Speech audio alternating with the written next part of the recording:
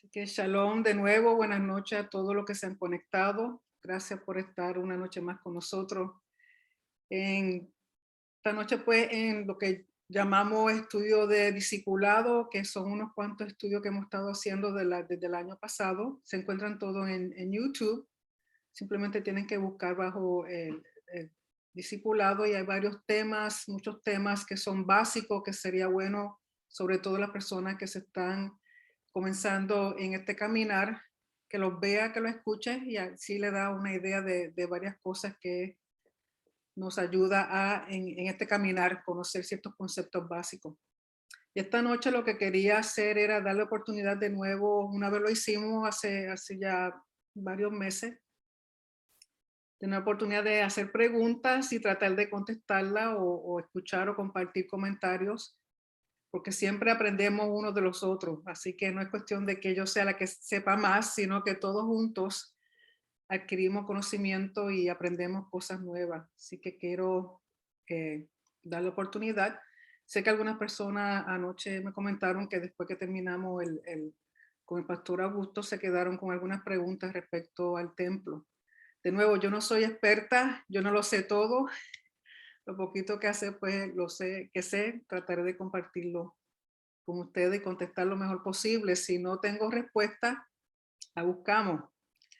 Recuerdo que la vez pasada que hicimos esto, había una pregunta con respecto a la kipa que es la cobertura que usualmente vemos en los varones judíos. Y recuerden que la kipa no es un mandamiento de la Torá, pero como llevan tantos años usándola, la tradición se ha convertido más bien en una ley rabínica, una ley rabínica. Y el concepto es cubrirse la cabeza en respeto, en honor a Hashem. De igual manera, la mujer también puede cubrir su cabeza cuando estamos viendo en Corintio con Pablo.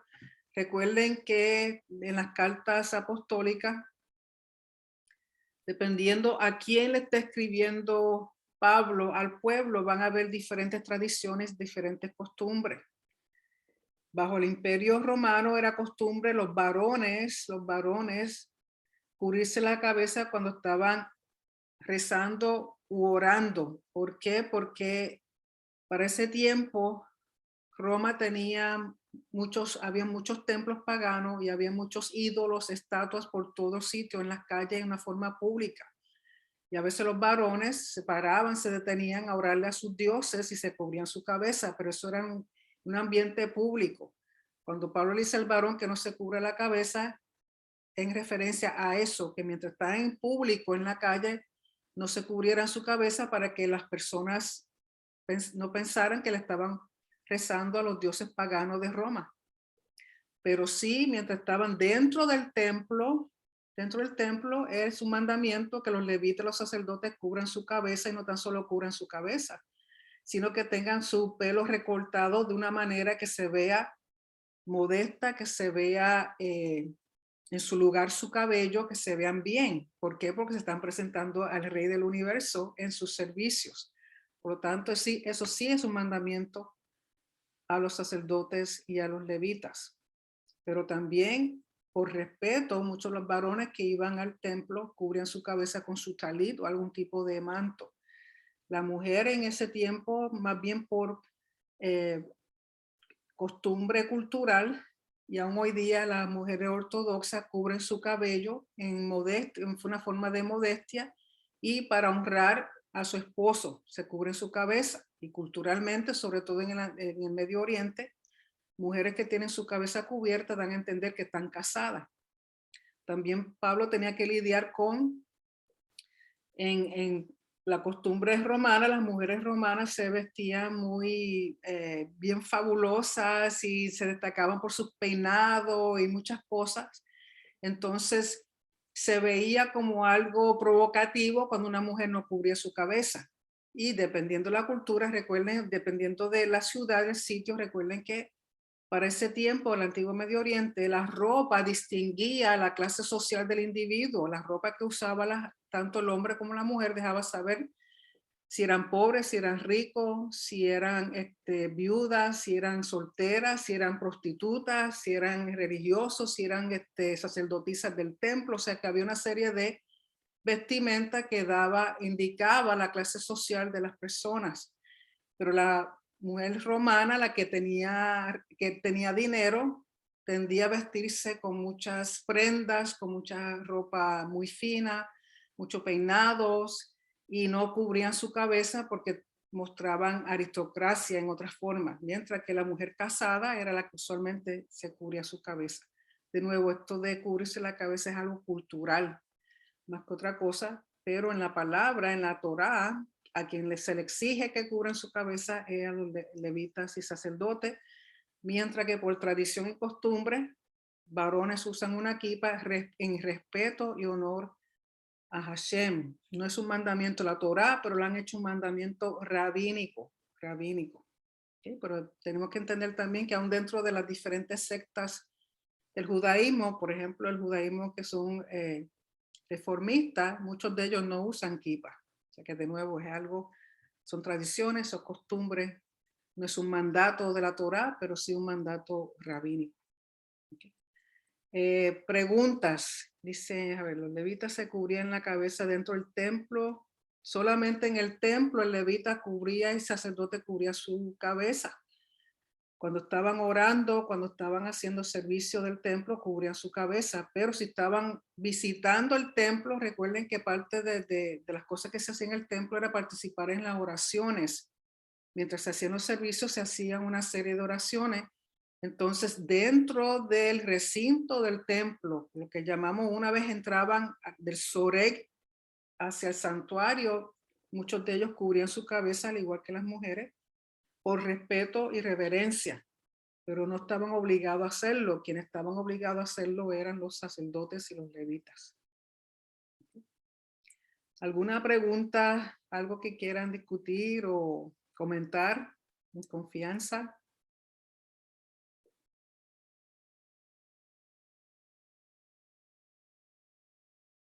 Sí, pastora, Sí, Shalom. sí, Osvaldo, sí, Aquí shalom. estamos. No, hemos visto en la comunidad judía, en algún momento, hemos compartido con algunas mujeres que usaban pelucas. Eso también, ¿no es cierto? Es toda una tradición rabínica, porque nos sorprendió porque ella decía que tenía la peluca, ¿no? Entonces nos sorprendió esa forma, ¿no? Y bueno, cada vez que vemos a la mujer judía, por así decirlo, en la comunidad, vemos que tiene un pelo especial, un pelo muy, muy, muy lindo, pero bueno, es una peluca.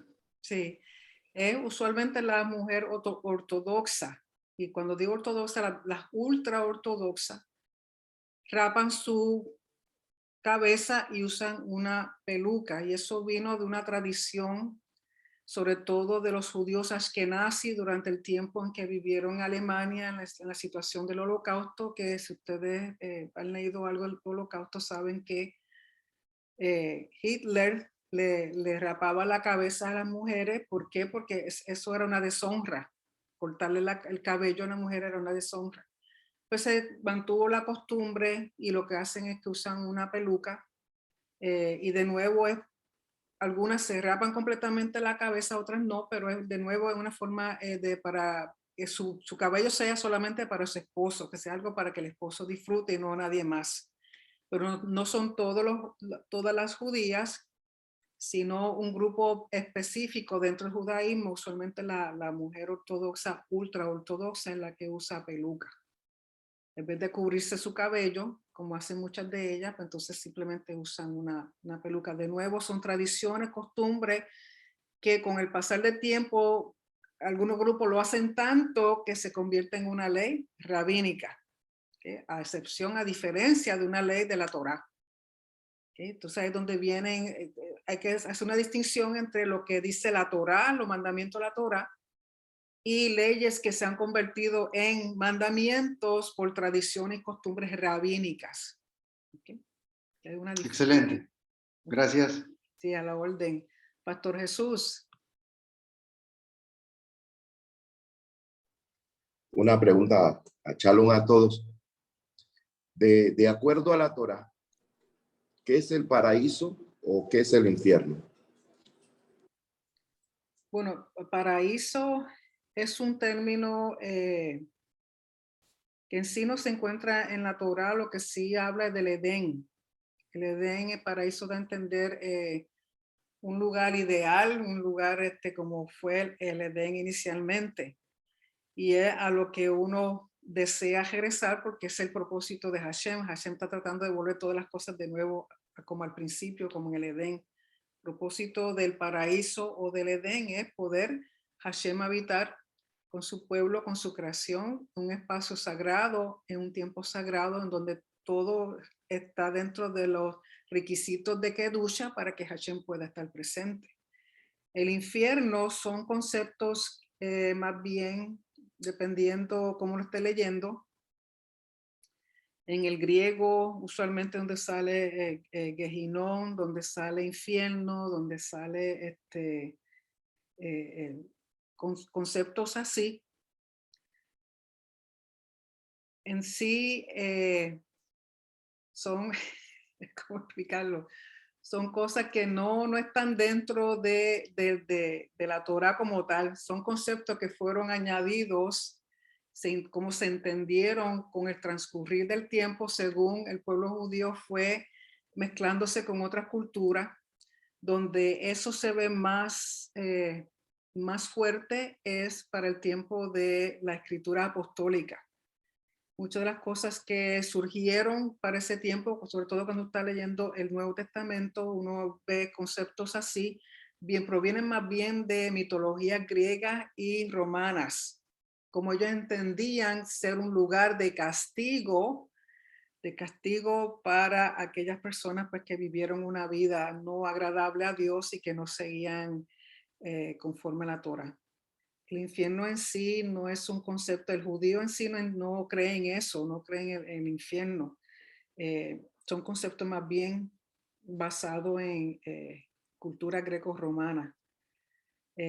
Lo que más se podría asemejar es cuando sea el juicio final, recuerden el juicio final, que Yeshua va a hacer una separación entre los justos y los no justos, entre aquellos que van a vivir eternamente con Hashem y aquellos que van a estar apartados de la presencia de Hashem. Eso se podría considerar un infierno. Eso de que muchas veces que hablan las personas de un sitio de fuego, del diablo, con cuerno, con rabo, esos son más bien mitologías grecorromanas, no son bíblicas, son cosas que, son conceptos que más bien surgieron para el primer siglo,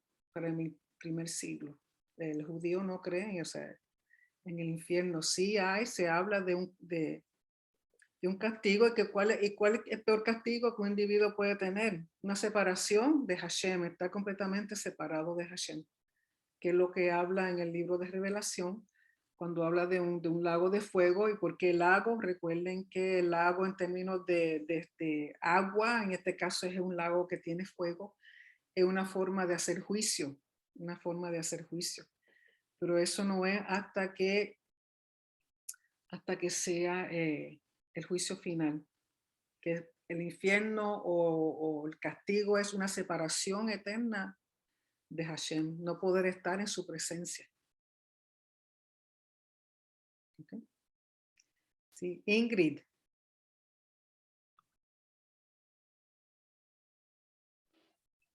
Pastora, buenas noches a todos. Buenas noches, Chalón. Buenas noches, Tengo, en realidad hay muchas preguntas, pero me voy a concentrar en una.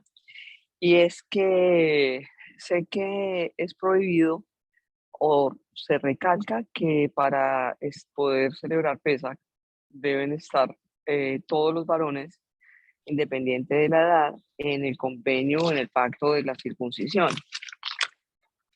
Pero Ajá. tengo esa pregunta porque tengo un nieto que tiene autismo y no se circuncidó cuando era un bebé, pero ahora yo diría que es imposible hacer eso. Además, pues los padres no están 100% seguros que quisieran hacer eso, pero igual yo los invito a cena de Pesach, pero me queda como, tengo como, no Okay. sé, como un poco de carga de conciencia con el tema. Ok. Con respecto al Pesaj, si uno lee bien lo que dice en Éxodo 12, la circuncisión es para poder sentarse a comer el Pesaj. El Pesaj es el término que se le da al cordero que era ofrendado en el altar en el templo. Eso es Eso, Pesaj. Okay, el Pesaj es solamente el cordero que se ofrenda en el altar a Hashem durante ese tiempo. Lo único que se ha convertido en la costumbre de decirle a todo el servicio, a toda la ceremonia, Pesaj o Pascua. Pero en sí, literalmente, Pesaj se refiere solamente al cordero. Y para comerse el cordero, el varón tiene que estar circuncidado. Conforme a lo que he leído en diferentes recursos rabínicos, porque eso fue una pregunta el año pasado. Se puede comer de todo lo demás que está en la mesa, menos el cordero que se presenta en el altar en el templo. Hoy día no hay un templo vigente, por lo tanto no hay un altar, por lo tanto no se puede ofrendar el cordero que es el Pesaj. Por lo tanto, nadie circuncidado y no circuncidado va a comer del cordero porque no se puede hacer, no se puede ofrendar, no se puede presentar. Y yo difiero y con mucho respeto, Rico enseña que no pueden comer de nada de la ceremonia de la cena esa noche. Yo difiero con él en eso. Yo entiendo por qué él lo explica, pero yo difiero porque en sí el Pesaj es el cordero. Eso es lo que no se puede comer un varón si no está circuncidado. No hay templo, no se puede ofrendar el Pesaj. Y lo que hacemos nosotros es un memorial, es un ensayo, es un recordatorio, aunque hacemos el Seder, o sea, hacemos el orden del Pesaj y todos nos sentamos a comer. En sí, nadie está comiendo cordero, nadie debiera estar comiendo cordero, porque para que no malinterpreten que es el Pesaj. Solamente es Pesaj, y lo recalco, solamente es Pesaj el cordero que se ofrenda en el altar, en el templo. Y ese día, cuando el templo estaba vigente, eran cientos de miles de personas y de corderos que se ofrendaban. Cada cordero que era ofrendado era un Pesaj. Y solamente un varón podía comer de ese Pesaj si estaba circuncidado. ¿Okay? Hoy día lo que hacemos es, de nuevo, hacemos un orden, hacemos una comida. Lógico, la comida representa, porque lo estamos comiendo en memoria, viene siendo como si fuera una cena de pacto. Lógico, lo ideal sería que las personas que se sientan con uno a comer sean personas que realmente estén en pacto en la Torá, porque estamos comiendo todos juntos.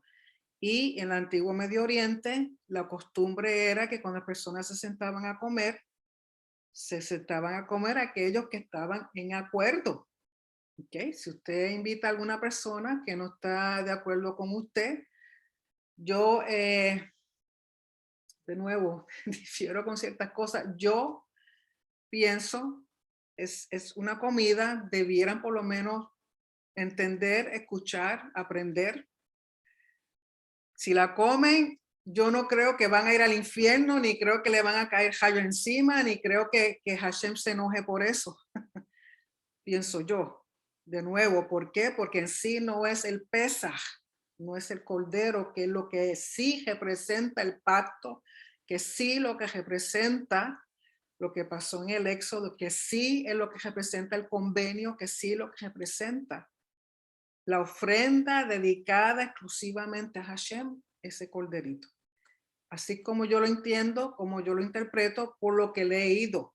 De nuevo, yo sé que mi amado Rico no lo enseña así, y con mucho respeto, yo respeto su opinión y cómo él lo enseña, pero por lo que yo he leído, solamente lo que no se puede comer es el cordero, si no está circuncidado.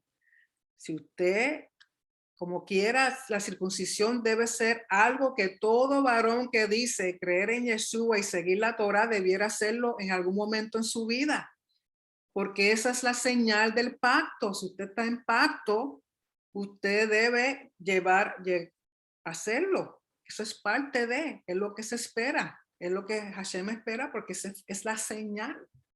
Usted dice estar en el pacto, pues entonces usted en algún momento debiera circuncidarse. Lamentablemente, hoy día es difícil conseguir lo que llaman un moel. El moel es la persona que hace las circuncisiones. Para hacerlo en adulto es más difícil conseguir un moel. Y con la situación que ha ocurrido con lo del virus pues muchos de ellos menos quieren hacerlo. Pero si usted consigue quien le haga la circuncisión, aproveche y hágala. Sea por razón de pesas o no sea por razón de pesas, como quiera, es parte del convenio, es parte de mostrar a Hashem el compromiso que usted tiene con él. Y recuerde que usted, siendo él la cabeza del hogar, el varón del hogar, usted se circuncida, esa bendición no solamente cae sobre usted, cae sobre toda su familia. Aquellos que están creciendo en esto y que se casan y luego tienen hijos, sobre todo hijos varones, tienen la oportunidad de circuncidar al bebé, háganlo, porque es una oportunidad y es la señal del pacto. De nuevo, yo no pienso que esté mal que su nietecito, que sus hijos se sienten con usted, porque nadie aquí tiene un cordero para ofrendarlo en el altar, en el templo. O sea, es una cena, debiera ser, sí, estar las personas en acuerdo, absolutamente. Pero si alguien es invitado que no conoce, una oportunidad de enseñarle, una oportunidad de brindarle ese tiempo para que conozcan y se acerquen a Hashem. Recuerden que les he dicho otras veces, es más fácil enseñar con acciones que con palabras. Bien. Bueno, gracias, pastora. Ellos están ahora todavía en el otro campamento, ya casi están de este lado. Ya casi cambian de campamento, como dicen por ahí. Pero yo personalmente no creo que esté mal que se sienten contigo a comer o celebrar el Pesaj, hacer el orden del Pesaj. En términos del niño, si no están seguros si fue circuncidado o no, un médico le puede decir si está circuncidado o no. La única excepción de no hacerle una circuncisión a un niño o a un varón es si padece de una enfermedad que se llama hemofilia. Hemofilia es que tienen problemas de sangrado, que no coagulan. Lógico, no se le va a hacer circuncisión a una persona que tenga esa condición porque se puede sangrar y morir. Ese no es el propósito. Pero sí, aunque sea por una razón médica, que un varón no se pueda circuncidar, aún así no puede comer del cordero. ¿Okay? Puede comer de todo lo demás, pero no puede comer del cordero si es el cordero ofrendado en el altar, en el templo. ¿Okay? Espero que eso ayude. Si no, Sí, pastora, muchísimas gracias. Una feliz noche. Gracias. a la orden. Gracias por las enseñanzas. Gracias. A la orden. Rosario, vos. Buenas noches, pastora. Buenas noches, mi amor, ¿cómo estás? Acá seguimos aferrándonos a Dios Sí, para que nos ayude a salir de esto. y va a ser así. Siento mucho su pérdida. Estamos aquí orando por ustedes, en lo que podamos ayudar. Dios sabe. Damos su orden siempre. Muchas gracias, pastora. Yo quería hacer una pregunta, Sí. volviendo al tema anterior. Que la Biblia menciona varias veces el Seol, y siempre tuve que por ahí me parece que el Seol vendría a ser como el infierno, o después me parece como que no, como que es algo bueno, y no termino de entenderlo. Sí, lo que pasa es que cuando uno está leyendo en español hay varias palabras que usan. Está Seol, está de Gehinnom y está infierno. Eso depende de la traducción en el sentido de que son términos.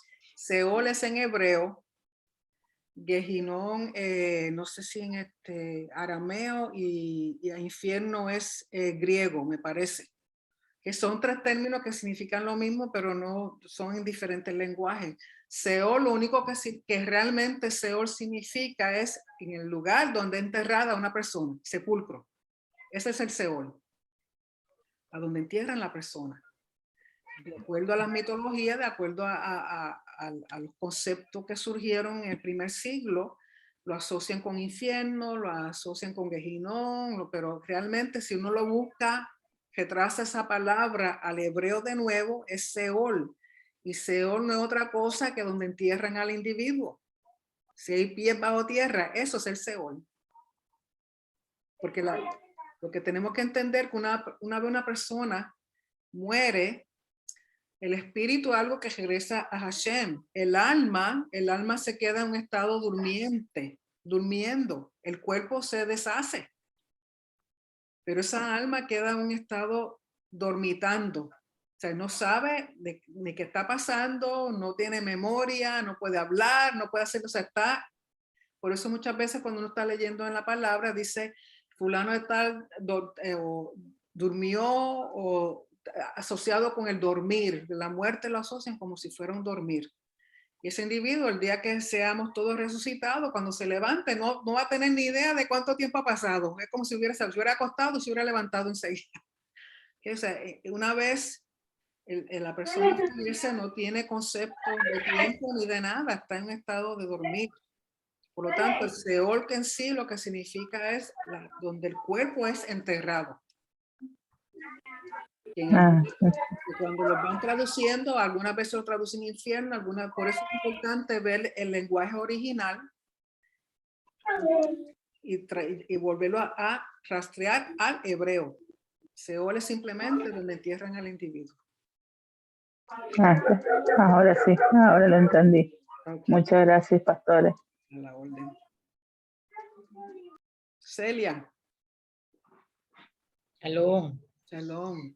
En el Salmo 37, desde el 8, dice así: deja la ira y desecha el enojo, no te excites en manera alguna a hacer lo malo, porque los malignos serán destruidos, pero los que esperan a Hashem, ellos heredarán la tierra.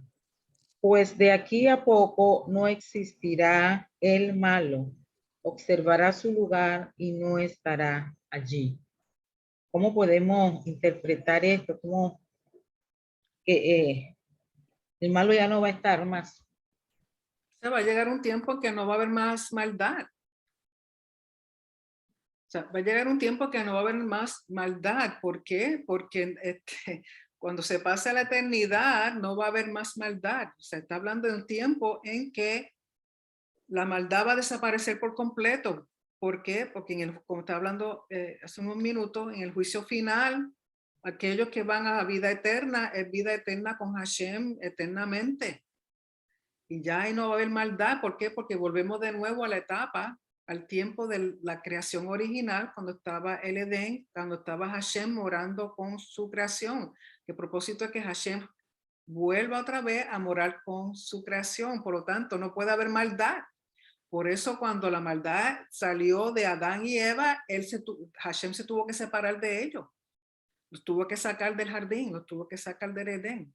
Porque donde hay maldad, Hashem no puede morar. Cuando decimos morar es una forma visible. Por lo tanto, sí, la maldad va a desaparecer, eventualmente va a desaparecer en el tiempo preciso que el Señor tiene ya designado para eso. Yo había escuchado que el malo ya iba a desaparecer, que no iba a existir más. La persona esa que hizo mucha maldad.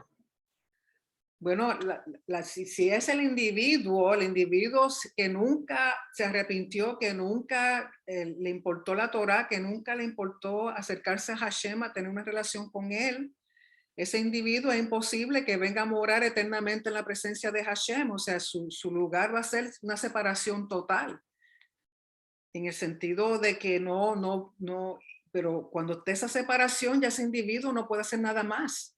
O sea, está en un lugar donde no puede acercarse a Hashem, no va a tener la oportunidad de llegar a Hashem. Va a estar aislado, puesto en un lugar y ahí no puede hacer nada más. Sino, eternamente va a ser separado de Hashem. Porque es imposible o sea, no es posible que la maldad siga cuando el propósito del Padre es volver al origen, donde todo era santidad, donde todo era bienestar, donde todo era vida, donde todo era salud, donde todo era lo mejor que Hashem dio desde un principio. O sea, el malo sí, el malo, aquel que no en ningún momento se arrepiente, su peor castigo es separación total de Hashem, separación del Padre, no poder tener ese acceso. Okay, o sea, es imposible que la maldad continúe. Okay. Sí, Pastor José. Sí, sí se escucha. Sí.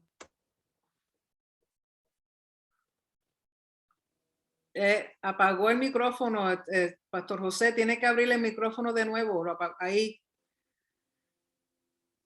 ¿Ya? Ahí. Sí, diga. Ok, gracias. Dice Apocalipsis capítulo 20, versículo 11 al 15, lo que la hermana estaba diciendo. Dice así: vi un trono blanco y el que estaba sentado en él, de delante del cual huyeron la tierra y el cielo, y ningún lugar se encontró para ellos. Y vi a los muertos, grandes y pequeños, de pie ante el Eterno, y los libros fueron abiertos, y otro libro fue abierto, el cual es el libro de la vida. Y fueron juzgados los muertos por las cosas que estaban escritas en los libros según sus obras. Y el mar entregó los muertos que había en él, y la muerte y el Hades entregaron los muertos que había en ellos. Fueron juzgados cada uno según sus obras. Y la muerte y el Hades fueron lanzados al lago de fuego. Esta es la muerte segunda. Y el que no se halló inscrito en el libro de la vida fue lanzado al lago de fuego. Entonces, creo que el camino final para aquella persona que no vive bajo los estatutos, mandamientos y preceptos del Eterno, este es el camino que va a tomar. Después de que sea resucitado y presentado ante el gran trono blanco. Todos tenemos que resucitar, buenos y malos. Todos. Y ser juzgados, todos, buenos y malos. El que está escrito en el libro de la vida va para vida eterna. El que está escrito en el libro de los malos, los malvados, va al lago de fuego. Y el lago de fuego lo que representa es un juicio final en el que esos individuos que van para ahí no tienen acceso jamás ni nunca a la presencia de Hashem. Exacto. Entonces, esto es lo que dice la palabra, que a todas las personas que no entendemos o no queremos hacer la voluntad del Eterno, es el camino que nos lleva, no al infierno, porque, bueno, para mí, yo escuché una enseñanza de una persona acerca del infierno, y estaba hablando de que de los 3 puntos que usted habló hace rato, de los 3 lugares, el Gaena era un lugar donde siempre había fuego, y es a lo que se trataba Yeshua cuando le dijo: ustedes pueden ir a ese lugar, porque ahí es donde hacían, quemaban a las personas, ¿no? Sácame el error si estoy. En Jerusalén había un lugar específico que le llamaban el Gehenna, porque ahí hubo un tiempo en que sacrificaban niños, los quemaban. También luego se convirtió en un lugar donde toda la basura de la ciudad era quemada ahí. Entonces usaban eso como un símbolo de ese fuego eterno, en el cual, como dice Revelación, como usted leyó, Pastor José, de que van a terminar ahí en el fuego, en el lago de fuego. Y lo que tenemos que entender es que es una separación eternamente de Hashem. No tener acceso al Padre, no tener acceso a vida eterna en Él. Ahora tenemos que entender también, no podemos juzgar a nadie. No podemos juzgar a nadie. El hecho de que algunas personas, parece que todos hemos salido, la mayoría de nosotros, del cristianismo, y todavía tenemos familiares y tenemos amistades que están en el cristianismo, no podemos juzgarlo y pensar que ellos no van a estar en presencia, que ellos no van a estar en el reino. Recuerden que el reino está dividido conforme al patrón, al modelo del templo. Está el atrio, lugar santo, lugar santísimo. ¿Quiénes van a estar en el lugar, lo que representa el lugar santísimo? ¿Quiénes van a estar a la mesa con Yeshua, con el rey de Israel, con el rey del mundo? Aquellos que merecen por sus méritos estar sentado ahí. Y lo más probable son aquellos que creen, como dice en Revelación, que creen en el Mesías y que obran los mandamientos de Hashem, que hacen la Torá, que esos son los que van a estar más cerca. Luego hay unos grupos que van a estar en lo que sería el lugar santo y en el atrio. Creen en Yeshua, quizás no hacen la Torá y quizás no celebran Shabbat, pero creen en Yeshua, como he dicho otras veces. Yo he conocido a católicos más fieles que unos mismos mesiánicos. O sea, no somos quienes para juzgar a nadie. El Señor sabe dónde va a ir cada persona. El que sea una persona que cree en Yeshua, que le llame Jesús, aunque vaya domingo, pero es una persona fiel, una persona que ama al Padre, una persona que hace justicia, que hace bondad, que ayuda al necesitado, que ayuda. Es imposible que esa persona vaya al lago de fuego. Si yo pienso así, cuánto más el Padre en su misericordia y en su compasión y su amor. Lo que quiero decir, nosotros no podemos juzgar a nadie para decir, ese va de cabeza para el lago de fuego. Ni se te ocurra. Porque simplemente quizá no entienda ciertas cosas como nosotros lo entendemos hoy día, porque Dios ha tenido misericordia con nosotros y nos ha enseñado, gloria a Dios. Pero no podemos juzgar a nadie.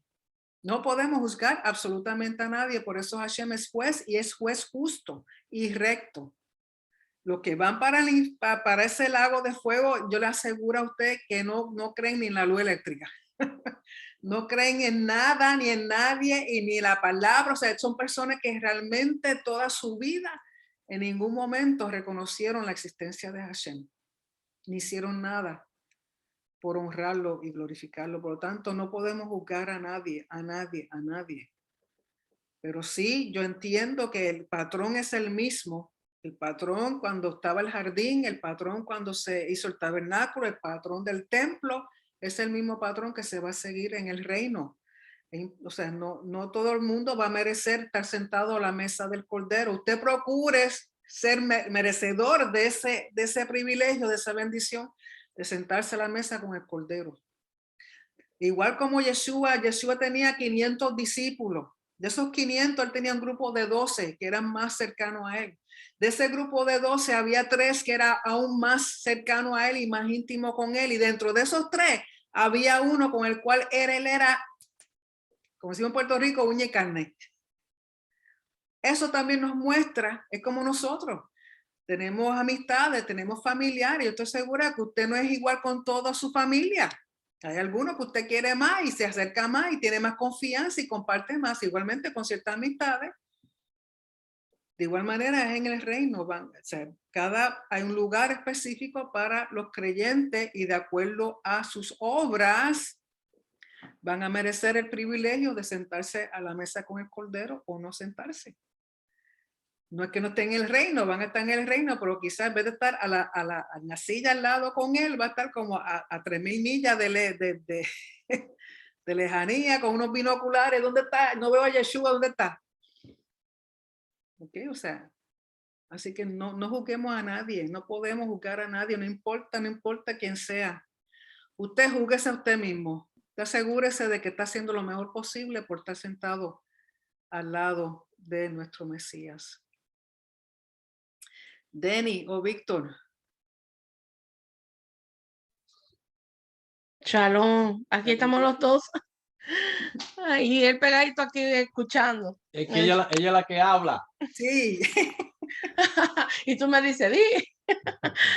Sí, pastora, volviendo un poquitito al tema de Pesach, para estar bien segura. Usted habló de que en la cena de Pesach no podemos comer cordero, algo así. No se debiera, Okay. comer cordero. Ahí que me parece, no sé si son los Ashkenazi que usualmente hacen cordero, pero no todo el mundo tiene el entendimiento de que ese cordero no es el Pesaj. Por lo tanto, para evitar confundir a la gente y pensar que ese es el Pesaj, no haga cordero, mira, haga pescado, haga pollo, haga cabro, haga vaca, lo que usted quiera, pero no haga cordero. Ah, ok. Esa era mi pregunta porque normalmente en los años que tenemos celebrando pesas sí hago otro tipo de carne, pero siempre incluyo entre ellas algún dish con cordero. Entonces, para tener y reafirmarlo, ya yo sé, tenía confuso esa Sí, situación. no es que no se pueda comer, pero no Ah, todo el mundo entiende que no es el Pesaj.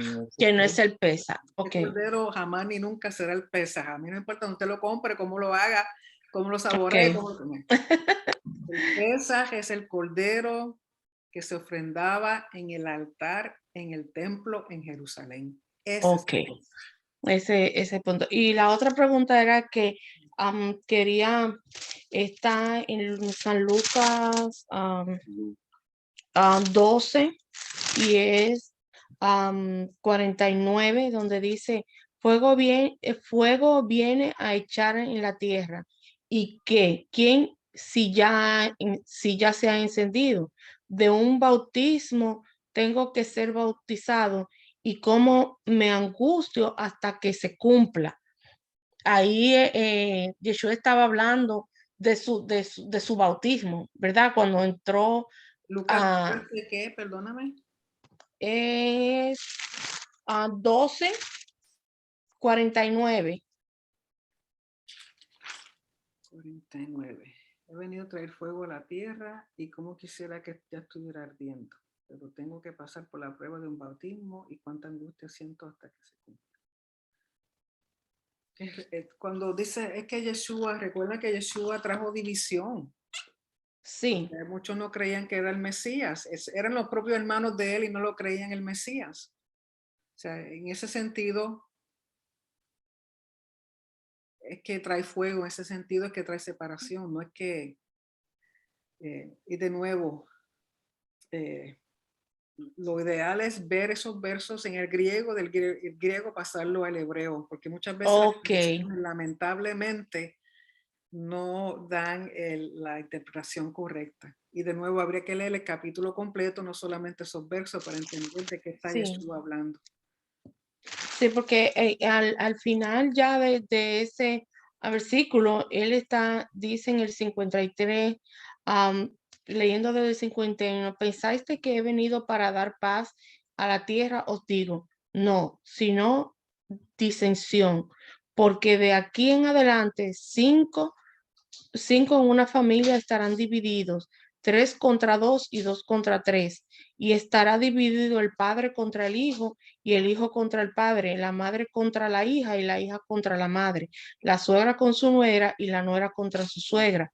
Está hablando de eso mismo, de la división que habrá en esos tiempos.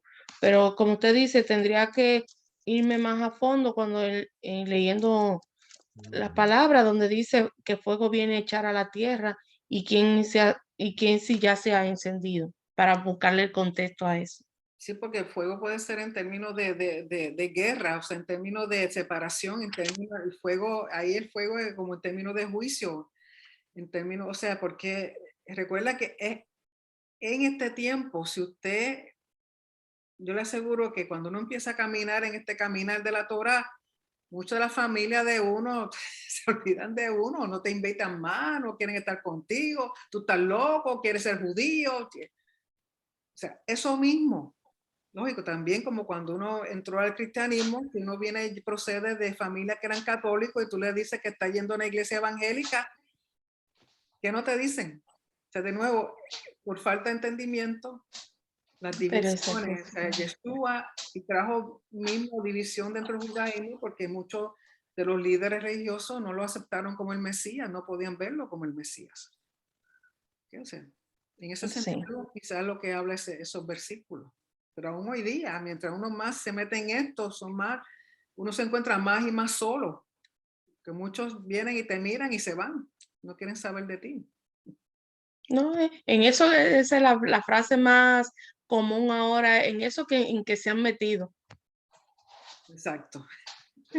Triste, pero Sí, es así que tiene que ser. sí, Uno eligió y sabe a quién eligió. exacto.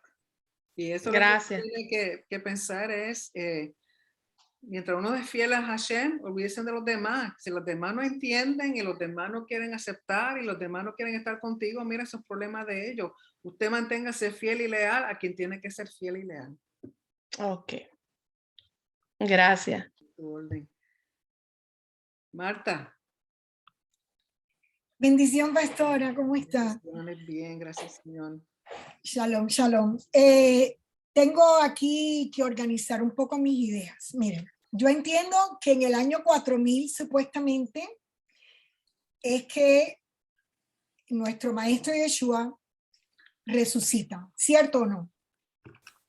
Vive, muere y resucita. Y que estamos viviendo del año 4000 hacia acá. ¿Que estamos qué? Viviendo los otros 2000 años. Bueno, recuerda que no, sí, más o menos. Recuerda que en el calendario hebreo estamos en el 5782. Claro, que estamos ahí. Ok. En ese momento, estos tiempos que estamos viviendo ahora, todos los días, los tiempos difíciles, va a venir entonces una gran tribulación. Pero a la par se está viendo que los judíos están proyectando que el templo se va a construir. Pero el verdadero templo no viene hasta después de la gran tribulación con el Mesías, ¿cierto? Hay formas diferentes de interpretar eso. Hay unos que dicen que viene antes del Mesías, otros que dicen que viene durante el Mesías y otros dicen que el Mesías es quien tiene que construirlo. O sea, en eso no hay claridad. Porque probablemente los judíos sí construyan el templo o que ya lo tienen todo listo. Bueno, no todo, muchas cosas. Mientras esté la mezquita esa allí en el monte, no se puede hacer nada. Claro. Eso tiene que ser eliminado de alguna forma. Yo pienso que el Padre la eliminará, ya sea con un terremoto o algo, una bomba nuclear, algo tiene que pasarle. Pero, o sea, de nuevo, hay diferencias si va a estar el templo antes del Mesías o si durante el Mesías presente o cómo va a ser. No hay una verdadera... nadie sabe exactamente. Pero definitivamente estamos más cerca de la tribulación y la tribulación con todo esto. De que estamos más cerca, sí, pero recuerden que lo que siempre se ha dicho, mientras no aparezca la vaca roja para purificar, no se puede hacer nada. Exacto. Porque lo primero que pueden hacer es el altar, pero aún el altar no puede ser. Okay. Es que todas estas cosas como que van y estamos viviendo unos tiempos que todo está tan rápido. Sí, todo está tan rápido, pero no tan rápido. Claro, pero como todos estos anuncios de guerra y todas las cosas. Siempre han habido anuncios de guerra y cada generación tiene su y todavía no es el fin, Exacto. O sea, claro. Cuando ocurra, sabremos, hay señales específicas, sobre todo lo de la vaca roja, una vez, porque ya debido a la genética, la prueba del ADN de los Kohanim, de los sacerdotes, eso está bien adelantado y en Israel tienen ya la lista de los que son Kohanim y de los que son levitas y muchos de ellos están practicando cómo hacer las cosas. Con sus vestimentas y todo. No sabemos qué cantidad hay de ellos, pero recuerden que también tiene que haber bastante porque familia sacerdotal. Por la cuestión de la ofrenda, de los servicios, del templo, tiene que haber un grupo enorme, o sea, bastante grande. Así que eso nosotros específicamente no lo sabemos. Estoy segura que los que están encargados saben quiénes son, cuántos son. Pero tienen que ocurrir ciertas cosas antes de que el templo pueda estar funcionando, sobre todo el altar. Y si Yeshua viene antes o después, no sé, que estamos viendo las cosas acercarse más a ese momento, absolutamente seguro, pero por eso usted tiene que estar donde tiene que estar haciendo lo que tiene que hacer, porque no sabemos exactamente la fecha ni la hora. Claro. ¿Okay? Gracias, pastora. Y hay que tener también precaución cuando uno habla así, porque la gente joven se desanima, se deprime, No podemos quitarle la esperanza a los jóvenes, no podemos quitarle la esperanza a los jóvenes de que se casen, de que tengan sus hijos, de que tengan sus profesiones. La vida continúa. No podemos detenernos porque simplemente vemos que las cosas están cada día, quizá para nosotros que somos mayores, que hemos visto muchas cosas en nuestra vida, pensar que el fin viene mañana. Pero a ellos les tocó podemos vivir eso. Ese momento les tocó vivir. Sí, pero no podemos desanimar a nuestros jóvenes. Hay que darle esperanza de que ellos pueden seguir sus vidas. Lógico, quizá no va a ser tan fácil, pero darle la esperanza de que vivan, de que se casen, de que tengan sus hijos, de que tengan su profesión. No podemos pintarle, como dice el americano, doom and gloom. O sea, que todo es, ay, que se acaba el mundo, ay.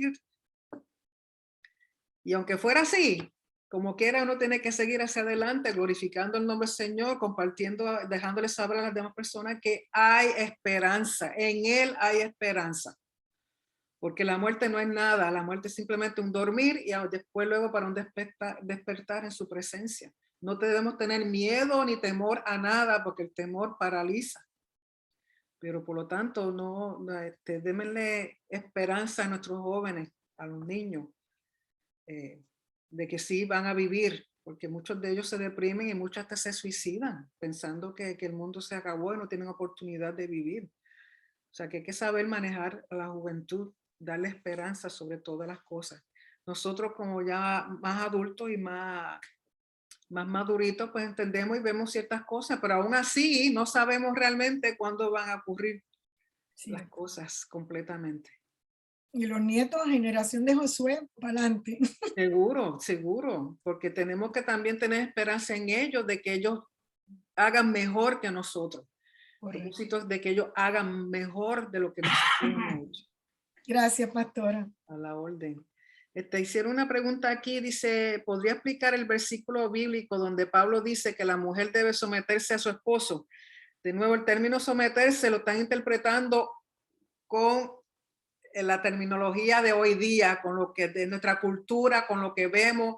Cuando dice que debe someterse, tenemos que entender el plan divino de Hashem desde un principio del hombre y la mujer. Cuando se casan, los dos se hacen uno.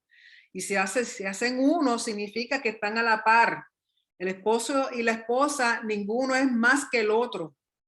Cuando dice someterse en el sentido de que sí hay un respeto y una honra a que hay que mantener al esposo, porque el esposo es el que está encargado, responsable de todo el hogar. Cualquier decisión que tome el esposo afecta a toda la familia. Pero eso significa que ambos tienen que llegar a una conclusión de que ambos tienen que trabajar juntos para el bienestar de su familia. Someterse en el sentido no es de que sea esclava, no de que sea pisoteada, no de que haga todo y lo que el esposo le diga sin ella pensar, ni decidir, ni tomar acciones, ni como si fuera un robot. Eso no es lo que dice, eso no es lo que significa. Porque tenemos que entender que si lee más allá, el esposo tiene que amar a su esposa como Yeshua ama a la congregación, como Yeshua ama a la asamblea, ama al pueblo que lo sigue a él. Y de tal manera que si Yeshua dio su vida por el pueblo, el esposo debe estar dispuesto hasta dar su vida por su esposa. Tenemos que entender que se complementan, que los dos son uno. Cuando se dice someterse en una forma respetuosa y honrosa a su esposo, una vez si el esposo tiene que tomar una decisión, es algo que ya ha comunicado con su esposa y están de acuerdo. Quizá él haga algo, decida algo que ella no esté de acuerdo, pero por lo menos se hablaron, se aconsejaron y vieron todas las cosas juntos como uno. Pero la decisión que él tome y que él haga, él es responsable 100% de lo que suceda en su hogar. Y recuerden que el varón, el esposo, es responsable por la espiritualidad de su familia, por enseñarle la Torá, por ser guianza en la Torá, por enseñarles y llevarlos a las festividades, por promover a Hashem en el hogar, porque el término varón en el hebreo significa aquel que recuerda que recuerda las palabras que Hashem le dio para con su familia, el portador de la palabra de Hashem. Por lo tanto, el someterse no es hacer la voluntad del marido y que ella sea tratada como si fuera un objeto, una propiedad. No, los dos son unos, son uno, un solo cuerpo, un solo pensar, un solo en todo para el beneficio de su familia y para la gloria y la honra de Hashem. Yo conozco un caso, una señora que tiene una hija, única hija, y esa hija se casó con un señor y él, porque él no quería tener hijos, ellos nunca tuvieron hijos. O sea, ahí no importó la decisión de ella o si ella quería o no quería hijos, porque ella viene y le dice a su mamá, Pablo dice que tengo que estar sometida a mi esposo. Pues ese sometimiento la ha llevado a ella que no tuvo ninguna decisión en poder tener hijos. Número 2, él le prohíbe a ella visitar a su madre, atender a su madre, cuidar a su madre. En otras palabras, la está haciendo a ella que rompa el mandamiento de honrar a padre y madre. Pero él se la llevó a ella, a la hija, está en otro estado porque él está atendiendo a su papá, pero no deja a su esposa atender a su suegra. Ese sometimiento no es bíblico, ese sometimiento es abuso, no tener amor, no realmente no vivir lo que dice la palabra. Así que no se puede llevar a cabo en términos de cultura, sino lo que dice la Biblia, lo que dice la Torá. Y para entender bien el concepto de un matrimonio, tienen que volver a Adán y a Eva. Y lo que Yeshua representa en términos de su relación para con la congregación. ¿Alguien más tiene alguna pregunta, comentario? Sí, pastora, buenas noches. No alzo la manita porque no me sale la manita en la pantalla. Sí, ¿qué estás usando? ¿Teléfono o qué? No, es una netbook, pero no me sale la manita para levantarla. O sea, ya la busqué aquí en donde dice más y no encuentro la manita, entonces por eso me meto así desactivando el micrófono, pero no es para quitarle a alguien que ya... Sí, yo sé, pero me imagino que esa manita tiene que tener algún sitio. Sí, pero no la he descubierto, sí he investigado, pero tal vez es porque no le sé bien todavía a las funciones de la computadora. Bueno, pues con todas las preguntas y los comentarios que han hecho los hermanos, ay, me surgieron más preguntas. Y me ha llamado mucho la atención las respuestas también. Y bueno, primero aunque sea una pregunta, ¿verdad? Cuando el pastor Juan de Panamá, sí es Juan, ¿verdad? De Panamá. Jesús. Jesús, sí, perdón. Él comentó acerca del concepto que teníamos como del infierno, de ese lugar así de estarse quemando y quemando y quemando. Vemos que es un concepto heredado, ¿verdad? De otras culturas, ¿verdad? Entonces, por ejemplo, también en algunas clases que usted nos ha dado, pastora, por ejemplo, vemos que en el Tanaj no se habla de endemoniados, como se habla en la escritura del primer siglo. Entonces, la escritura del primer siglo, esa influencia de demonios así, es algo en que influyeron otras culturas y que se plasmó en los escritos del primer siglo, o por qué ya hay endemoniados en las escrituras del primer siglo. De nuevo, son conceptos que surgieron en el primer siglo por la mezcla con romanos y griegos. Las mezclas de conceptos paganos influyeron en la cultura.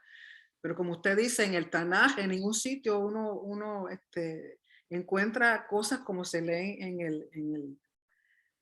en la escritura apostólica. Son conceptos que lamentablemente son culturales.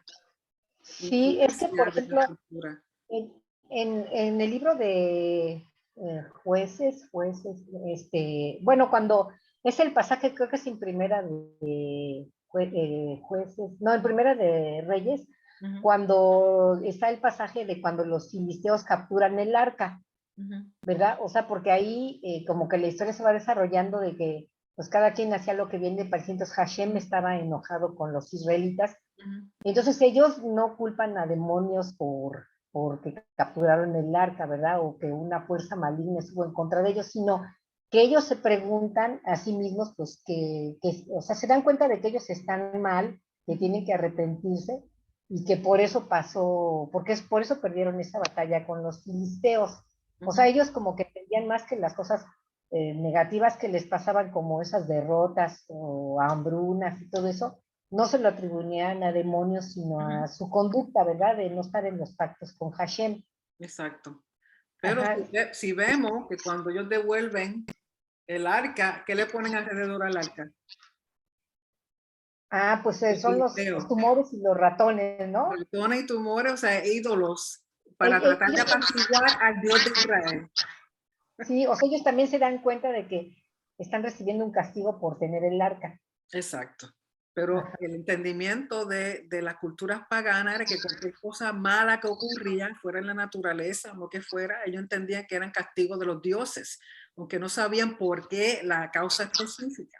Pero el tener el arca y ver todas las cosas que suceden, ellos entienden es el Dios de Israel el que está enojado con nosotros, pues vamos a devolverle el arca y le ponemos todos estos tumores, todos estos ratoncitos, todas estas cositas para apaciguarlo.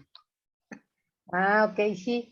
Sí, es que quería así como definir un poco más esa situación que se habla en los escritos del primer siglo de... Lo que pasa que en el Tanakh, a pesar de, recuerda que no es hasta muchos años después que las tribus del norte son llevadas por Asiria y luego Judá es llevado por Babilonia, entonces ahí es donde comienza la mezcla con las culturas bien grandes, Babilonia que es Asiria, y de ahí es donde vienen esas mezclas de conceptos paganos, y aún en el primer siglo ya la influencia de los griegos, la influencia de los romanos, pues se ha intercalado con el judaísmo, y de ahí donde vienen ciertos conceptos de demonios y de espíritus inmundos y de una serie de cosas.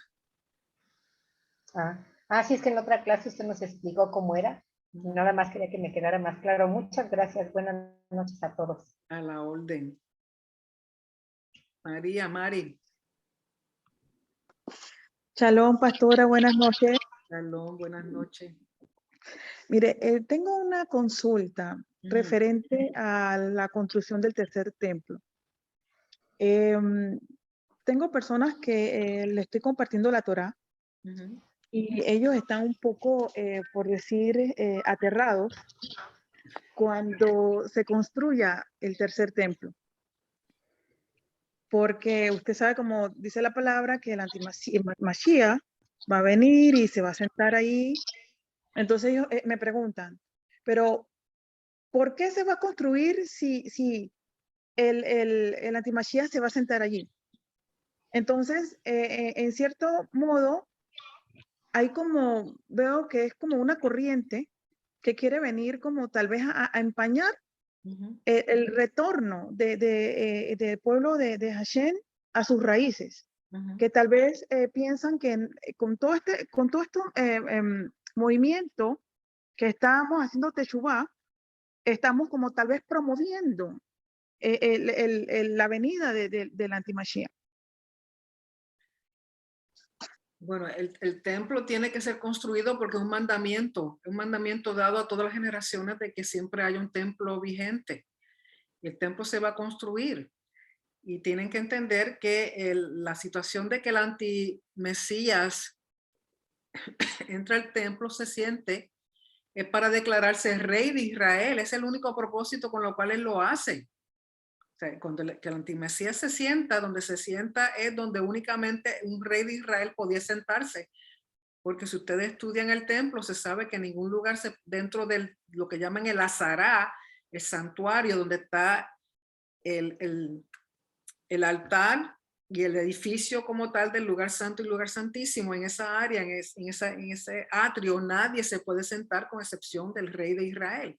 Entonces, cuando el antimesías se sienta en el lugar donde solamente el rey de Israel se podía sentar. Y al sentarse simplemente está declarando que él es el rey de Israel. Y ahí sabemos que no es así, que el rey de Israel es Mashiach, es Yeshua. Por lo tanto, eso no debe causarle miedo ni terror a nadie. Al contrario, alegría y gozo, porque sabemos que ya Yeshua está haciendo lo que tiene que hacer. En ese momento se comienza él deshacerse de toda esa gente y todas esas cosas que se han puesto en contra de Israel, que se han puesto en contra de Hashem y de su palabra y su promesa. Eso no debe traer ningún terror a nadie. Y es ignorantemente porque no conocen el templo. Si no conocen el templo, no entienden el 85% de la Biblia, tanto las escrituras hebreas como la escritura apostólica. Y es de la única forma que se puede ayudar a esas personas enseñándoles sobre el templo. El templo es un mandamiento tenerlo construido en cada generación. Y tiene que estar, tiene un propósito. El propósito no es para que el antimesías se manifieste. El propósito es porque es un mandamiento de parte de Hashem de construir el templo. O sea, el templo no se va a construir para el antimesías. No, el templo se va a construir porque es un mandamiento de Hashem a su pueblo. Que el antimesías venga a presentarse y declararse rey, ya ese otro cantar. Eso no tiene nada que ver con el mandamiento de que hay que construir el templo. Gracias, pastora. A la orden. ¿Alguien más que tenga alguna pregunta, algún comentario? Sí, yo tengo otra pregunta acerca de lo que usted comentó, pastora, de cómo va a ser el reino. Cuando se hizo la pregunta de que, con el concepto de que o sea, decir, por ejemplo, esta persona yo considero que se va a ir al infierno por tal, ¿verdad? Y usted nos aconsejó que no juzgáramos de esa manera a nadie porque no sabemos las posiciones que cada persona tendrá y su relación con Hashem en un momento dado, aunque sea no tan profunda como nosotros pues estamos tratando de tenerlo un poco más. Y me llamó la atención eso, de cómo será el reino cuando esté establecido, cuando Yeshua esté aquí. Entonces, el reino va a ser dividido como el templo, pero el templo siempre va a ser el templo y no podemos, o sea, por ejemplo, si nosotros no somos familia de levitas, pues no podremos entrar ahí. Bueno, yo espero que cuando Yeshua esté reinando desde Jerusalén, nos deje entrar. Bueno, sí, pero me refiero que no adentro a servir como los levitas, sino no, solamente, no importa el templo que sea, solamente los levitas y los sacerdotes pueden servir en el templo de servicio, de hacer la ofrenda, de manipular la sangre. Eso es oficio eternamente y perpetuo, solamente los levitas y los sacerdotes, de nadie más. Sí, eso sí, ya lo había entendido, pero me refiero a cómo va a ser el reino de los que van a estar más cerca de Yeshua, que va a ser por rangos, ¿verdad? El patrón, entonces, la tierra... el patrón de cómo va a estar distribuida la gente es el templo. Van a estar aquellos, así como uno en el templo sube de un grado de santidad a grado de santidad mayores, uno va de menor a mayor en grados de santidad. Y mientras más se acerca uno al lugar santísimo, que solamente es el sumo sacerdote, nos da a entender que mientras más uno se acerca al Padre, a la santidad máxima, uno está solo, o sea, no hay nada más que uno con el Padre. Pues de igual manera, será dividido, no dividido, sino distribuida la gente en el reino, de que van a ver quiénes van a estar más cerca al rey y quiénes no van a estar tan cerca. Y eso lo determina él. Ok, pero entonces así va a ser dividida la población que quede en ese tiempo. O sea, la población. Pienso yo que será así. O sea, no puedo decir con 100% seguridad, pero es imposible que aquella persona que simplemente creyó en Yeshua y no hizo nada más en el reino, tenga el mismo mérito que una persona que vivió toda su vida sirviendo al Padre, sirviendo a Yeshua, obedeciendo los mandamientos, haciendo las festividades, celebrando Shabbat, comiendo limpio, comiendo kosher, haciendo todo lo que dice el mandamiento. No es lógico, ni debiera ser una persona que no hizo nada, que se sienta a la mesa con aquel que lo hizo todo y lo dio todo por el Señor. Sí, se entiende mejor. Muchas gracias. A la orden. Pastor Jesús. Shalom a todos. En estos días escuchaba a un gran rabino que tiene más doctorado era como una lista de doctorados que yo decía bárbaro. Pero me sorprendió escucharlo. Son de esos que estudian la Torá a profundidad. Me sorprendió mucho el escuchar a él decir que Yeshua era un gran rabino, un hombre que amaba la Torá y vivió la Torá. Y todo lo que rigió su vida fue de acuerdo a la Torá. Imagínense, todo lo que había hecho Yeshua nunca fue en contra de la Torá. Lo está diciendo un gran rabino reconocido a nivel mundial. Pero él decía, el problema aquí, Yeshua, él también lo reconocía como muy nacionalista cuando él decía no vayan a casa de gentil, esto se trata de la casa de Israel. Y también él exponía y dice, el problema aquí es cuando entran las cartas de Pablo, porque los discípulos de Yeshua vivieron Torá y se rigieron de acuerdo a la norma de la Torá. Todo lo que estaba en Israel se vivieron de acuerdo a la norma de la Torá. El problema aquí es cuando comienzan a surgir las cartas de Pablo, y él decía, un rabino decía, allí es donde comenzó el problema de todo lo que se está viviendo hoy. Pero él decía, pero estamos en el tiempo donde la gente comenzó a pensar, ¿cómo que yo estoy, mi Mesías es judío, los apóstoles eran judíos, y qué yo hago aquí metido? ¿Qué yo hago metido en un lugar donde todo lo que se vive no tiene que ver nada con lo que enseñó el Mesías judío y sus discípulos judíos? Entonces me sorprendió eso, el detalle que él mencionaba, que el problema fue las cartas que se dieron a conocer de Pablo. Ahí fue donde surgió el problema y causó esta división, porque él decía que Yeshua nunca vino a levantar una nueva iglesia. Él vino a cumplir con la Torá. Cuando habla así de Pablo, da a entender que Pablo habló algo en contra de lo que hacía Yeshua. El problema de las cartas de Pablo no son las cartas de Pablo, es la forma que interpretan las cartas de Pablo, porque si las interpretan sin conocer la Torá, es imposible entender realmente lo que decía Pablo. Pablo era fariseo, Pablo se crió en la Torá, él hizo todo lo que decía la Torá. Él dice, imíteme a mí como yo imito al Mesías. O sea, este rabino sonaría muy bien, pero entonces vino y no terminó muy bien lo que dijo, porque no podemos decir que las cartas de Pablo fue lo que trajo la división o los problemas. Como la gente interpreta las cartas de Pablo por no querer entender lo que dice el Tanakh, o sea, lo que dice la Torá, lo que dicen los profetas, las escrituras hebreas. Si separa las escrituras hebreas de lo que escribió Pablo, jamás ni nunca va a entender lo que Pablo dijo. Pablo en ningún momento tampoco habló en contra de lo que hizo Yeshua.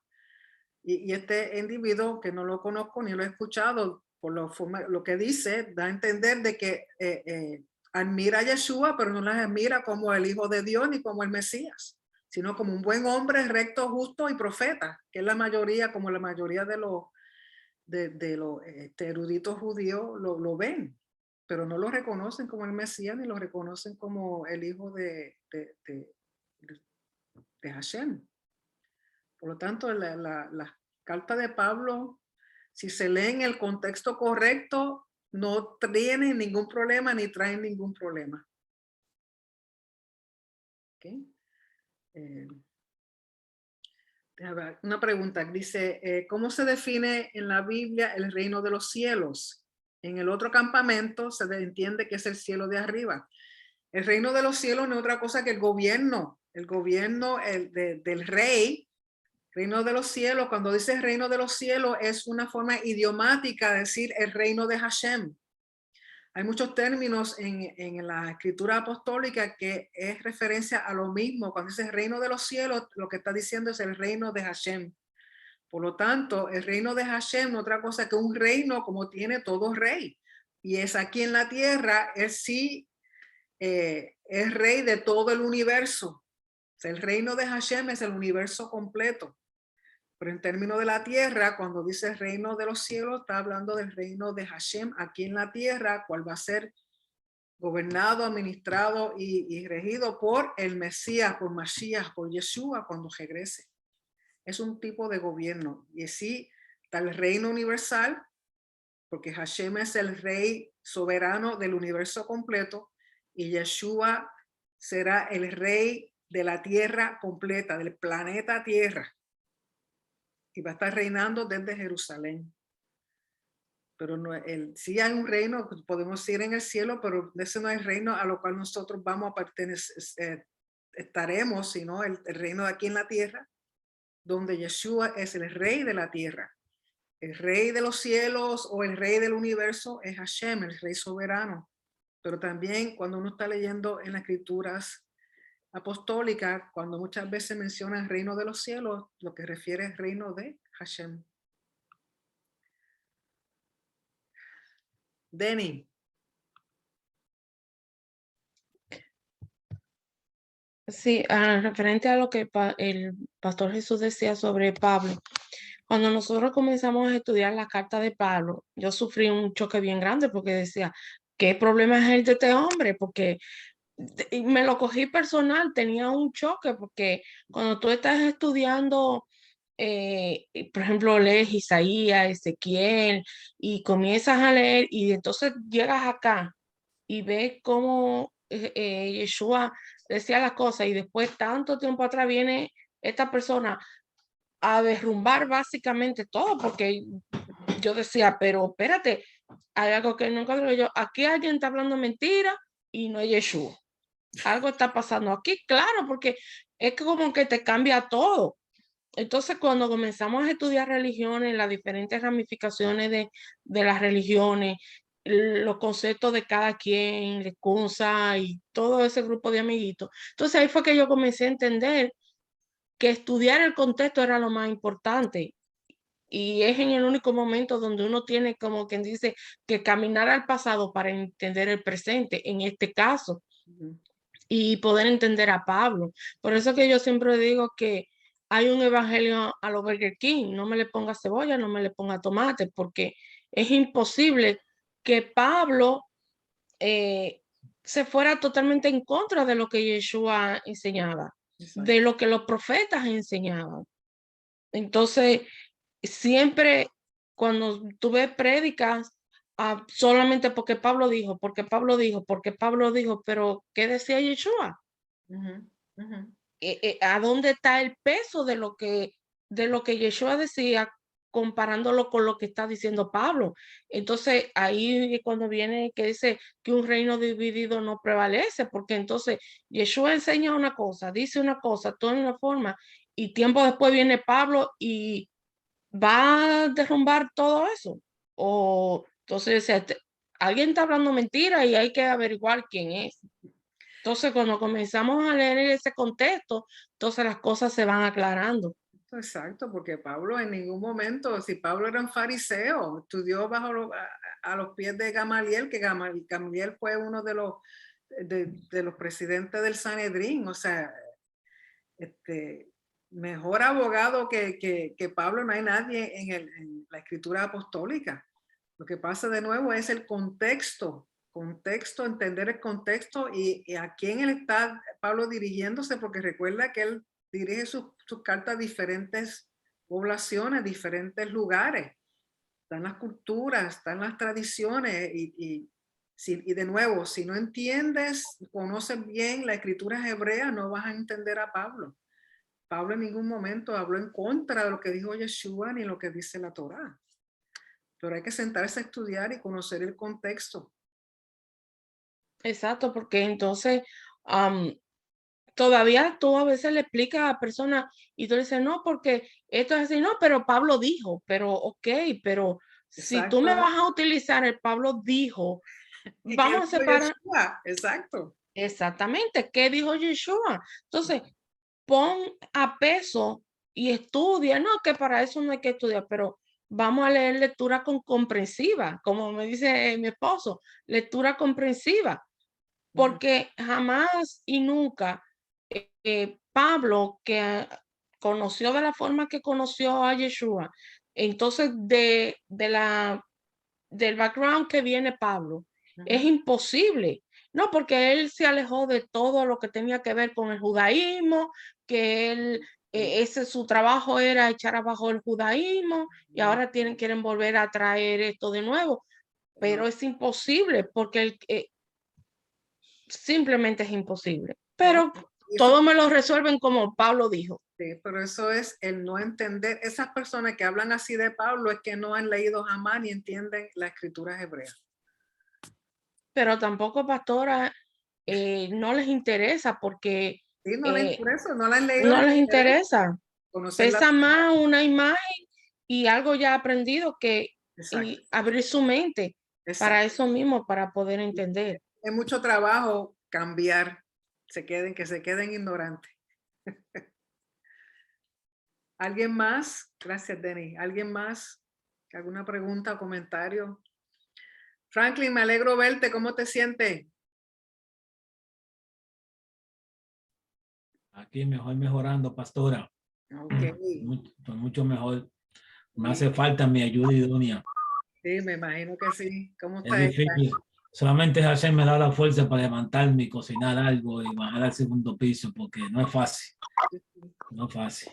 Pero aquí estoy, batallando. Amén, amén. Todavía falta mucho porque Frankie de carpeta. Me alegro que estés mejor. Sigue ahí, tranquilito. Gracias, gracias. Okay. ¿Alguien más que quiera comentar o tenga alguna pregunta? Sí, yo, pastora, nuevamente. Sí. Bueno, ya es con las preguntas que tengo, me surgieron ayer con la clase del templo, que estuvo muy buena. Y la verdad, cuando comentaron que había unos guardias, había un cuerpo de levitas que eran los guardias del templo que cuidaban, ¿verdad? Que no fuera profanado. O, por ejemplo, en el Sorek había 13 entradas. Entonces, en cada entrada del Sorek había un guardia. Habían en cada puerta, cada entrada había guardias. Sí, en todo lugar habían guardias. Alrededor del Sorek, alrededor de las puertas de los atrios externos, del atrio interior, el azará, de los edificios, donde quiera habían guardias, sí. Son 13 entradas y en esa entrada habían guardias de los levitas. Y habían, creo que eran 21. Yo sé que dentro de esos levitas habían 3 lugares que era guardado por sacerdote. 3 sacerdotes y los demás eran levitas. Sí. ¿Alguna otra pregunta, comentario? Recuerden que el templo en sí es como si fuera una ciudad, o sea, tenía de todo, la administración era increíble, las oficinas, las posiciones, los guardas, tenía como decir, su policía, su seguridad, o sea, todo era, si alguna vez estudian la administración del templo, habían 15 oficiales que estaban encargados de la administración del templo. Y recuerden que cuando eran las festividades grandes, eran miles y miles de personas, por lo tanto, a veces requería unos cuantos miles de sacerdotes y levitas funcionando. Y eso tenía que ser como un reloj, ahí cada cosa en su sitio, en cada momento, cada segundo, un orden increíble, increíble. Si alguna vez estudian un servicio completo de todo lo que se hacía en un solo día en el templo, es una cosa increíble, la organización que había. El Instituto del Templo, en la página de ellos, tiene una parte en que uno puede ir y ver cómo se hacía todo. Lamentablemente está en inglés, pero desde que se levantaban hasta que terminaban todos los servicios, por orden, todo lo que hacían.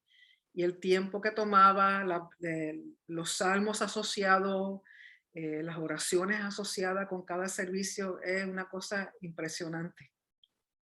Sí, también es impresionante el maestro de llaves, ¿no? Que había alguien que tenía las llaves de las puertas, las llaves del reino, Sí, y el lugar donde estaba. Es impresionante eso, es impresionante. todo es bien impresionante, la organización, la forma en que hacen las cosas, el horario, todo lo asociado con el templo, y muchas veces no nos damos cuenta de que la mayoría de las cosas que nosotros hacemos en Shabbat, en las festividades, todo proviene del templo, todo proviene del templo. Okay. ¿Alguna otra pregunta o comentario? ¿Alguna persona? Ok, bueno, si no hay nada más, recuerden que mañana, Dios mediante, celebramos Shabbat. El estudio de la Torá va a ser a las 9 porque tenemos cena mañana a fin de mes. Siempre celebramos una cena en la congregación. Así que nos reuniremos a las 9 para estudiar la Torá, pero el servicio comienza a las 7. Estaremos transmitiendo por Zoom el Sidur y las alabanzas, y luego tendremos nuestro tiempo para cenar y luego el estudio de la Torá. Aquellos de ustedes que tengan acceso, si van a tesorodeltemplo.com, Rico ha hecho disponible gratis los estudios respecto a los mandamientos. Por ejemplo, la porción de mañana contiene 53 mandamientos. Yo les recomiendo que vayan a tesorodeltemplo.com y vean los videos que él ha hecho, que están ahí gratuitos para que los vean. Hay ciertas cosas que están disponibles para aquellos de que no se han hecho miembros, lo cual yo les sugiero que sí se hagan miembros para que tengan acceso también a los estudios del templo como tal, las conferencias que le ha dado, los estudios y de otros recursos disponibles ahí también. Y además es una forma de apoyar al maestro Rico en su ministerio, porque él depende de ofrendas, de donativos para seguir hacia adelante. Así que les recomiendo que los vean porque mañana, como dije, el estudio de mañana son 53 mandamientos y él tiene unos videos donde lo explica, va uno por uno. Es importante que entendamos los mandamientos porque, como he dicho otras veces, la Torá te habla del mandamiento pero no te explica cómo hacer el mandamiento. Así que sería bueno que vieran los videos de Rico. Así que, mis amados, entonces hasta mañana, si el Señor lo permite, que descansen, que duerman bien. Nos veremos ya mañana con el favor del Señor. Y ahí recuerden que aquellos que vienen a la congregación tendremos cena, si el Señor lo permite. ¿Ok? Así que Gracias. buenas noches. Gracias por su atención. Gracias. Nos vemos Shalom. mañana. Shalom. Shalom, shalom, que descansen. Igual. Buenas noches.